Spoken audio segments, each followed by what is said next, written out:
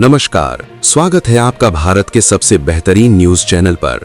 दोस्तों, आज हम आपके सामने देश की 50 बड़ी खबरें साझा करते हैं जिसे झूठी बिकी हुई मीडिया आपसे छुपाती है, लेकिन हम आपको उनको बताते हैं बिना किसी दबाव के।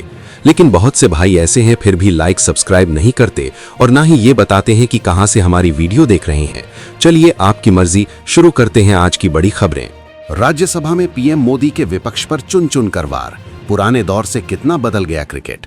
राष्ट्रपति के अभिभाषण पर अपने जवाब में प्रधानमंत्री ने खुद के खिलाफ लगाए गए कब्र खोदने के नारों के बहाने अपनी नीतियों और विपक्ष के एजेंडे का फर्क बताने की कोशिश की।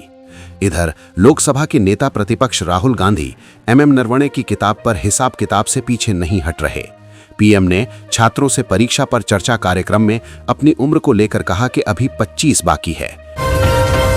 विपक्षी सांसदों में लगाए जय संविधान के नारे, कार्यवाही 9 फरवरी तक स्थगित। विपक्षी सांसदों ने लोकसभा में जय संविधान के नारे लगाए। 12 बजे कार्यवाही जब दूसरी बार शुरू हुई, विपक्षी सांसद हाथों में प्ले कार्ड लेकर नारेबाजी करते हुए वेल में आ गए। विपक्षी सदस्यों से पीठासीन ने अपनी चेयर पर जाने की अपील की, लेकिन इसका असर नहीं हुआ। इसके बाद पीठासीन ने सदन की कार्यवाही 9 फरवरी को दिन में 11 बजे तक के लिए स्थगित करने की घोषणा कर दी। योगी सरकार का बड़ा फेरबदल, 5 सीनियर आईपीएस अधिकारियों के तबादले किए हैं।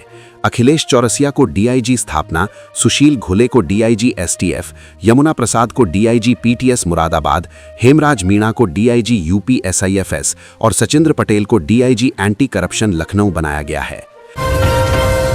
लक्ष्मी भंडार योजना, वो स्कीम जिसके दम पर ममता हर बार रोक देती हैं बीजेपी का रथ।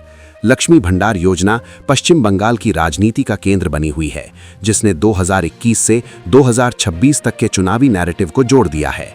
ममता बनर्जी सरकार द्वारा अंतरिम बजट में राशि बढ़ाने के ऐलान और विपक्षी वादों के बावजूद ये योजना महिला वोट बैंक पर तृणमूल कांग्रेस की मजबूत पकड़ को दिखाती है। राज्य में महिलाओं का वोट निर्णायक भूमिका निभाता है और लक्ष्मी भंडार व कन्याश्री जैसी योजनाओं ने इस वर्ग को सीधे प्रभावित किया है। बंगाल में कानून व्यवस्था बर्बाद, एसआईआर को लेकर ममता बनर्जी के आरोपों पर चुनाव आयोग का पलटवार। पश्चिम बंगाल में मतदाता सूची के विशेष गहन पुनर्निरीक्षण एसआईआर को लेकर चुनाव आयोग ने सुप्रीम कोर्ट में राज्य सरकार के आरोपों का खंडन किया है। आयोग ने बंगाल में एसआईआर के दौरान चुनाव अधिकारियों के खिलाफ सुनियोजित हिंसा, धमकी और प्रशासनिक लापरवाही का आरोप लगाया है। भारत छठी बार अंडर 19 का वर्ल्ड चैंपियन, वैभव सूर्यवंशी की तूफानी पारी के आगे अंग्रेज बस्त। India versus England under 19 world cup final की ताज़ा अपडेट।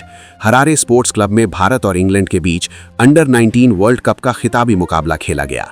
इस मैच में भारतीय टीम ने इंग्लैंड को हराकर छठी बार अंडर 19 विश्व कप जीता। भारतीय टीम शानदार फॉर्म में रही और उसने एक भी मुकाबला नहीं गंवाया। पश्चिम बंगाल बजट, बेरोजगार और महिलाओं को खास सौगात, सरकारी कर्मचारियों का भी बढ़ेगा डीए।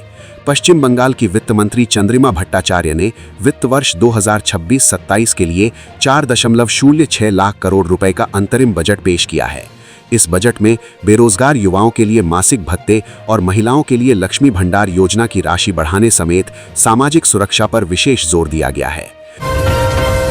किराए पर दिया घर भी उपभोक्ता अधिकार से बाहर नहीं, सुप्रीम कोर्ट ने बिल्डरों की दलील को किया खारिज। सुप्रीम कोर्ट ने रियल एस्टेट और उपभोक्ता अधिकारों पर अहम फैसला सुनाया है, जिसमें साफ किया कि होम बायर तब तक उपभोक्ता माना जाएगा जब तक ये साबित न हो कि संपत्ति कमर्शियल उद्देश्य से खरीदी गई हो। कोर्ट ने राष्ट्रीय उपभोक्ता निवारण आयोग एनसीडीआरसी के उस आदेश को रद्द किया जिसमें फ्लैट को किराए पर देने के आधार पर शिकायत खारिज की गई थी। दिल्ली में तापमान बढ़ने के आसार, क्या बारिश भी होगी? जाने मौसम का हाल। दिल्ली में पिछले कुछ दिनों से तापमान लगातार बढ़ रहा है। आने वाले दिनों में इसके और ऊपर जाने की संभावना है। दिन के समय धूप निकलने से मौसम सुहावना महसूस हो रहा है, जबकि रात और सुबह की ठंडक अभी भी बनी हुई है। दिल्ली में पिछले कुछ दिनों से मौसम काफी साफ बना हुआ है। दिन में तेज धूप निकल रही है, जिससे दोपहर का माहौल हल्का गर्म और आरामदायक महसूस हो रहा है। विदेश मंत्री जी, बात मत करिए इनसे, भड़के स्पीकर ने जब मंत्री को टोका। लोकसभा स्पीकर ओम बिरला फ्राइडे को हंगामा कर रहे विपक्ष के सदस्यों पर भड़क गए। स्पीकर ने ट्रेजरी बेंच की ओर पहुंचकर मंत्री से बात कर रहे एक विपक्षी सदस्य को उधर नहीं जाने की हिदायत दी और मंत्री को भी टोकते हुए कहा कि इनसे बात मत करिए। संसद के चालू बजट सत्र के दौरान लोकसभा में गतिरोध जारी है। फ्राइडे की सुबह लोकसभा की कार्यवाही जैसे ही शुरू हुई, विपक्षी सदस्य पोस्टर लहराते हुए वेल में आ गए। वेल आकर विपक्षी सदस्यों ने जय संविधान के नारे लगाने शुरू कर दिया। क्या जाति राजनीति का फायदा उठाने के लिए विवादित फिल्में बनाई जा रही? देखें, नेटफ्लिक्स पर आने वाली मनोज बाजपेयी की फिल्म घूसखोर पंडित ने जाति और सियासत के मुद्दे पर नया विवाद छेड़ दिया है। फिल्म का विवादित पोस्टर जारी होते ही ब्राह्मण समुदाय में विरोध शुरू हुआ।